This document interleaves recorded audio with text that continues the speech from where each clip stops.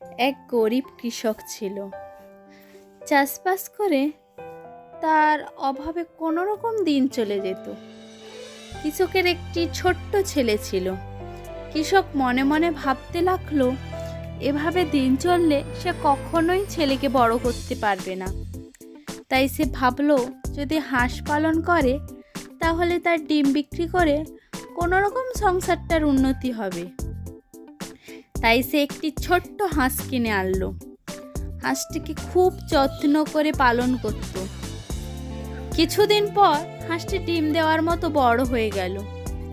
একদিন দেখলো যে হাঁসটি একটি ডিম দিয়েছে। সে দেখলো ডিমটির রং সোনালি। সে তার স্ত্রীকে ডাকলো। তার স্ত্রী ডিমটি দেখে অবাক হয়ে বলল, এটা তো সোনার ডিম। কৃষক ও তার স্ত্রী খুব আনন্দ পেল এবং নাচতে নাচতে ডিমটি বিক্রি করলো। এভাবে হাঁসটি রোজ একটি করে সোনার ডিম দিতে লাগলো। আর কৃষক কিছুদিনের মধ্যে অনেক বড় লোক হয়ে গেল। তাদের আর্থিক অবস্থা আগের থেকে অনেক অনেক ভালো হয়ে গেল। আর কোনো অভাব রইল না। সে একদিন বিছানায় শুয়ে ভাবছিল, হাঁসটি রোজ একটি করে সোনার ডিম কিভাবে দেয়। রোজ একটা করে না নিয়ে সে যদি হাঁসটির পেট কেটে সবগুলি সোনার ডিম বার করে নেয়, তাহলে সে গ্রামের সবার থেকে অনেক ধনী ব্যক্তি হয়ে যাবে। তাই সে তার স্ত্রীর সাথে আলোচনা করলো এবং তারা হাঁসটিকে ধরে একটি ছুরি দিয়ে তার পেট কেটে দিল।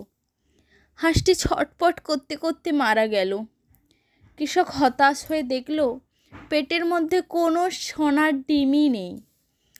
এভাবে লোভের কারণে কৃষক তার সোনার ডিম পাওয়ার উৎস হারিয়ে ফেলল এবং দুঃখে নিমজ্জিত হলো। তার আর্থিক অবস্থা আবারও আগের মতো হয়ে গেল। এই গল্পটি আমাদের শেখায় যে লোভের ফল কখনোই ভালো হয় না। গল্পটি যদি তোমাদের ভালো লেগে থাকে অবশ্যই লাইক করবেন। আর কী ধরনের গল্প শুনতে চান কমেন্টে জানিয়ে যাবেন। সাবস্ক্রাইব করতে ভুলবেন না যেন।